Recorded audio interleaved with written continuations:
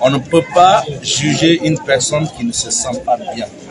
Indépendamment même de la présentation d'un bulletin médical, indépendamment de la présentation du rapport d'un médecin, lorsqu'un accusé ou un prévenu estime ne pas être à mesure de s'exprimer, c'est son droit le plus absolu, n'est-ce pas?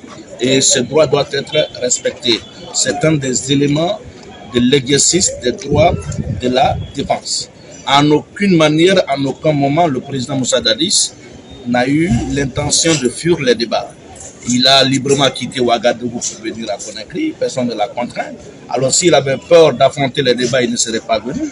Et souvenez-vous, à la première audience, il avait clairement exprimé son agacement de n'avoir pas été entendu. Et en ce moment, il était très bien en forme.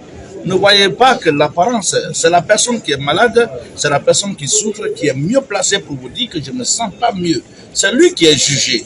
C'est lui dont le sort est en train d'être discuté. Et le tribunal l'a bien compris.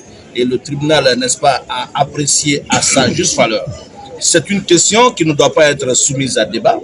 Autant le tribunal a, de façon discrétionnaire, en toute souveraineté, décidé de l'ordre de passage des accusés, autant il est le seul et le mieux placé, pour ne pas dire le seul mieux placé, à apprécier de l'opportunité d'un tel renvoi.